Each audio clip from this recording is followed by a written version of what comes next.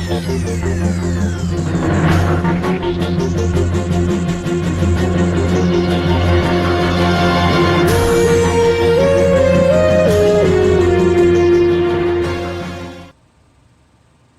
up, everybody? It's your girl TJ. Thank you again so much for tuning in to another Talks with TJ. As you know, please go ahead, hit the subscribe button. I'm on my road to 100, or maybe I may even be to 100 by the time you guys see this video. I don't know. That'd be pretty awesome. Hit the subscribe button as well, and also make sure you hit the bell for the notifications, just so you're aware of when my videos do come out. I try to stay consistent every single Monday, but I did one unboxing on this channel when people seem to like it, so I'm probably going to go ahead and maybe do some other unboxings as well as I get sneakers and other Nike items in. Now, as we all know, the whole premise of my channel, yes, I like to treat myself and I like to get things, especially sneakers, Nike clothing, JB clothing, support the sports teams that I absolutely love, but that's all done based on me having a budget and having a plan of what to do with my money before I actually get my money in for the month. So this is all about budgeting to be able to allow you to do some of the other things you want to do in life. Simple as that. Also, if you guys hear any noise, it's hot, so yes, the AC is on. So if it's kicked on or whatever, just please go ahead and ignore that. You know, this is just real life. I'm just talking with you as if you were a friend in my living room, which thank God it'll be a different living room end of August when we move. Anyway, hopefully you guys have seen the other two videos. So the other two videos that I did centered about fitness versus finances. So in my mind, they parallel each other. They're pretty much equal in terms of what you or how you approach fitness and how you approach finances. And if you can succeed at one, let's say you can succeed at transforming your body and living a fit lifestyle, you know, you're dedicated to hitting your goals, then I'm pretty confident that you can do the same when it comes to money management. Both of them are driven by, you know, your thinking. How you think will dictate your behaviors, which will dictate your results. So they're one and the same. I already did two videos because I'm doing a 4-part video series on this parallel between fitness and finances, and each video will go over 3 different concepts. I'll go ahead and make sure I link the other two videos at the end if you haven't seen them, and possibly below. That way you can watch them, and always let me know. You know, be sure to comment in the bottom of these videos.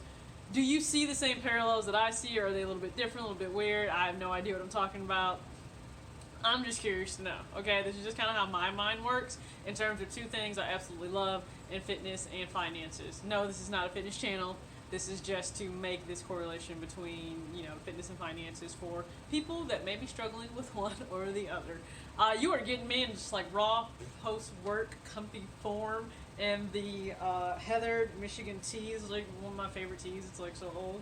And then the comfy ever Nike Gym Vintage line. Women, if you don't have this line, go get it. And then, you know, this super comfy. I'm all Wolverined out even with my blanket here. All right, let's get into the 3 concepts for today. So we're going to be talking about just the different ways, the different methods that you can do when it comes to approaching fitness and finances. There are a ton, you know, there's something for everyone. I will say that. So let's get into the different methods in terms of, let's say, eating and dieting.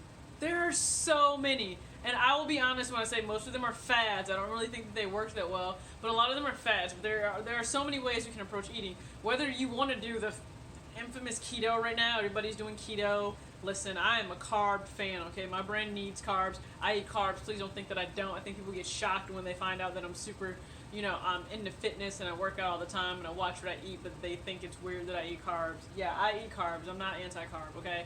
So you can have the approach with the keto diet. You can choose to carb cycle. You can be a vegetarian. You can be a pescatarian. You can be vegan. There are so many different ways in which you can eat and structure your diet. Do what works for you. I would say do what is sustainable. More importantly, when you're looking at fueling your body and eating, it can't be something that you hate. You know, I've mentioned before, I'm not a bro food kind of person. The simple chicken breasts and, let's say, like sweet potatoes and broccoli, that just doesn't really work for me. I hate chicken breasts. I think it's just no. How about that? Just no. Just not for me. So pick something that works for you. Your diet needs to be sustainable. It needs to be something that you love. You can't wait until lunchtime. You can't wait until breakfast. You can't wait until dinner, because you know exactly what you're going to get is going to be something that you absolutely love. So that's how you need to structure your diets. But there are so many ways that you can structure it, of course. I mean, I guess if it fits your macros is one way that you can do it as well. And that's kind of something that I follow. You know, I've been sharing with you guys a little bit about my own fit life, and I kind of do a combination of that in terms of I am a little bit more, let's say, moderate carb during the work week, and then Friday through Sunday it goes higher, because that does allow me to account for different things I may be partaking in on the weekends, whether that's if it's a sports game and I'm watching it with personal, friends and things like that, then I may choose to partake in some drinking. I don't usually drink a whole lot, but I can also go out and I do higher carbs, so I can eat, indulge. I don't deprive my life. I don't believe in living a life deprived. That's just me. When it comes to finances, there are a lot of different ways, let's say, that you can attack debt. Now, there are different ways you can budget too, but I will say there are different ways that you can attack debt. Most commonly, a lot of people will know the snowball method, which means you list all of your debts from smallest to largest by balance, and then you will pay the minimums on every single balance except for the smallest one. You will actually throw every single thing that you can in terms of extra money at that smallest balance, and then once you pay that off, whatever that minimum payment was, you now add that into the next smallest debt balance, and then you just continue to snowball and pretty much, let's say if you have 10 debts and you pay off 9, well, now all the minimum payments for those 9 you paid off has now rolled into whatever you're going to put towards that highest balance there. So I think it's pretty cool. We pretty much do the debt snowball here in our household to pay off our student loans. We are a little bit out of order, only because we're paying off my car first, because I want my freaking car paid off, and we're going to have that paid off by next month, which is June. So yeah, I want that paid off 100%, or by the time you guys see this video, it may actually be paid off, which will be dope as heck. Also, the other method, which is pretty common as well, is the avalanche method. And instead of looking at, let's say, maybe your debt balance, you will actually list your debts in terms of highest interest rate, because interest is what kills you. Interest is terrible. It's why I tell people do not take out student loans no matter what, because the interest kills you. I look at some of my student loans now that I've been paying on, let's say, since 2013, and you look at some of them, and if you look at the original balance, it feels like you've done nothing in your life in terms of paying them off, because that interest just kills it, and it feels like it puts you back at zero. So a lot of people will take the avalanche approach because they just want to get rid of those with the highest interest rate first. I don't blame you. Go ahead and do that. I have federal loans, so pretty much all of mine are exactly the same interest rate. It means nothing if I choose to do the avalanche method, or you can even do a combo method. A combo method is I would liken to if it fits your macros for your diet. So a combo method would be, you will look at, let's say, the interest rate, but you'll also look at the balance and maybe see which one has a highest interest rate but has like the lowest balance in terms of those two, and then you would attack that first. So you're getting a quick win. That's the whole point of the debt snowball method. You get a quick win, so it deals more with your behavior and your psychology versus just the math part. The math part is avalanche, and I don't know if you listen to Dave Ramsey. He'll say, if you knew how to do math, you would have taken out loans and had to pay interest and blah, blah, blah. I understand that we're all a little bit DUMB sometimes, okay? So pick what approach works for you, but pick something you can stick to. For some people, if they're only going after the debt that has the highest interest rate, they might not feel that that's a big enough win for them to sustain wanting to stay on this track, and they may just say screw it and end up staying in debt forever. So please don't do that. Pick a method that works for you. The second thing would simply be, there are different ways that you can track for fitness and for your expenses. So in terms of fitness, if you are tracking your macros, which I talk about macros and what they are in the previous video. So if you're tracking your macros, in terms of fitness, you could track, let's say, an app. Well, there are a number of apps that you can track in. I personally use my FitnessPal app just because it's super easy and I love it. Well, I switched to an Android, and I don't like the fact that it doesn't show like the actual weight amount that you vary from month to month and week to week. That's my only pet peeve when it comes to the app on an Android system versus on Apple. I will say that. But you can track in the app, or you can choose to just track, I guess, old pen and paper. That would be kind of annoying just because you can get into a lot of math. Not really, I guess, a lot of math. I don't want to go through all that, okay? An app makes my life easier, so I just trap in my FitnessPal app. A lot of people have already logged stuff, or it's already pretty much verified from companies for foods that they've already put out there. So I track via my FitnessPal app. You can track via pen and paper. Some people may track, let's say, in Excel, especially if they're sending it to a coach or not. You can do the exact same when it comes to finances, right? How you choose to track and budget your finances can be done with pen and paper, can be done in Excel, it can be done on an app. There are a lot of free apps when it comes to budgeting or tracking your debt. Now, when it comes to budgeting, I've tried the apps, but I don't know why I just didn't choose to stick with them. So I actually do everything in Excel. So I have an entire Excel spreadsheet, and every single tab is a month. And so our budget, believe it or not, I know it's a little bit weird, but the blueprint and the skeleton of our budget for every single month is actually planned out all 12 months of the year before the year actually starts, because we know when certain things are going to come up. We know certain things we need to pay for at certain times, and so we do space them out. And then as we approach the month and something needs to be changed or updated, then we just go ahead and update it. That's how it works for us in terms of our budget. Do whatever works for you. In terms of tracking our debt, I had created a spreadsheet that actually went ahead and did that, but instead I found undebtit.com, UNDEBTIT.com, and I will go ahead and put that link below. I absolutely love it. First off, this site is free, and it allows you to list every single debt that you have. You can list what kind of debt, you can list the interest rate, the minimum payment, the balance, and then it even lets you put in what your monthly minimum payments are, of course, based on what you've input, and then it lets you put in what you may be paying extra toward those loans. And so you can see in like that top corner there on your dashboard the estimated date of when you're going to be out of debt. I love it because it kind of gives you that right in your face feel of, hey, this is the amount that we have and this is when we're going to be debt free. We need to do something about it. Take more charge of our life.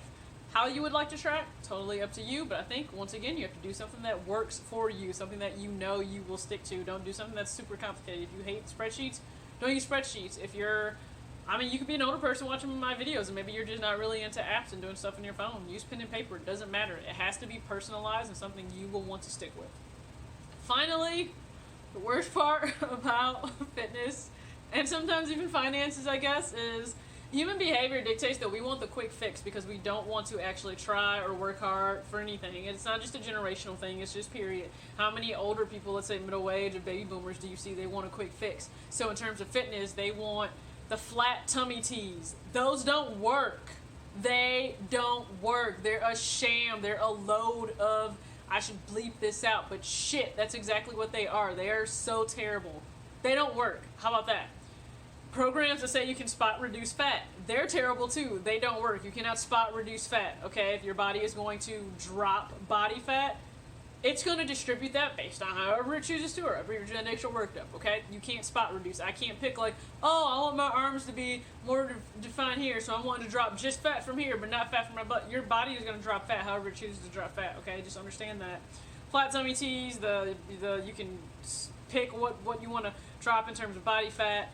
The waist trainers, good lord, I have no idea why those are even a thing. People wanting, what is it on Pinterest? The 10 minutes to abs or 6 minutes to abs or something, six moves that'll get you abs. Like, I don't know how to tell you this, we all have abs. It's just a matter of, can you see them and are they defined? Probably can't see them because they're below an entire layer of fat, like really thick fat. So if you burn the fat away, then you may actually be able to see abs. And newsflash, if you haven't actually trained to strengthen your abs, there's probably not a lot of definition there to even be seen. I'm not picking on anybody. That's just factual. But these are some of the quick fixes that people want in terms of fitness. You know, they just want to get that 6-week or 8-week guide that they get from online trainers, and they think that that is the end-all be-all. That's the golden ticket there to be able to get the body they want. It doesn't work that way. It's not necessarily a quick fix unless you come into a windfall or you want to go under a ton of surgery. That's about how it's going to go. So in terms of money, people want quick fixes too. They think it's going to magically change, but you didn't get... Okay, let me just look at this. Some of us really did get into debt overnight when it comes to maybe student loans, because you may have signed that year of loans or that semester of loans immediately right then and there. That's when you took on that debt. So I guess in theory you may have just gotten into debt overnight when you signed your promissory note for your student loans or maybe a car or something of that sort. But you're not going to get out of it overnight. You know, that interest racked up over time, the behavior that you took to continue to take out student loans racked up over time. It takes time to get out of debt. Now, you can shorten that time by having a plan and being deliberate. If you hear the jangling around, that's my dog. You can be deliberate and you can have a plan when it comes to paying off money, or paying off debt. But please just understand, it's probably going to take some time. Don't do payday loans. Don't try to gamble your way out of debt. That's just terrible. Also, don't be the lazy person that has like a GoFundMe to pay, to get out of debt. It's your debt, you're an adult, you signed for it. I know it's unfortunate, but you need to take the time to actually pay it off. That's just personally how I feel about it. So there are really no quick fixes when it comes to fitness and when it comes to finances. Even if you win the lottery, if your behavior with money still dictates that you're going to be poor with it in terms of your choices, it doesn't matter if you happen to get out of debt now. You'll probably get right back in it because you're going to make some really poor life choice when it comes to money management, even after you have a big windfall or you win, let's say, the lottery, inheritance, whatever it may be. There are no quick fixes. Just, do we get that part? Okay, no quick fixes. Let's be smart. Let's be intelligent about this. There are different ways that you can eat. There are different ways that you can tackle debt. There are different ways that you can track all of this. There are different ways that you can stay up to date on it. And then there are things that you need to avoid no matter what. And I know you want to get out quickly. Trust me, when I went through a body transformation, I wanted to get out quickly as well. It doesn't work that way. It took me a while to really find what worked for me. Just like it's going to find you a while to figure out maybe what works in your budget and what works for you paying off debt. The very first time you create a budget, you're probably going to do it wrong. You'll probably stumble through the first 2 to 3 months. And then you'll really figure out how your cash flow works and what's really the amount that you may need for groceries, what's really the amount you may need for gas. And then once you get all of this into that sweet spot, that's when you can really go ahead and start to tackle your debt and maybe even start to treat yourself. So hopefully you guys enjoyed this video just to show you. I mean, I know it's a little bit long. Good God, it's going to be like 17 minutes. It's a little bit long, but you know what? Hopefully you're getting something out of this information, especially for the people that maybe are really great in taking care of their fit life and their health and their body, but they need to go ahead and attack finances. You know, if you're already doing one, I promise you can succeed at the other. So I hope you guys enjoyed this video. Be sure, if you liked it, give it that thumbs up. Be sure to watch the other 2 videos before this, 1 and 2, and then I will catch you guys for the 4th video. Thanks.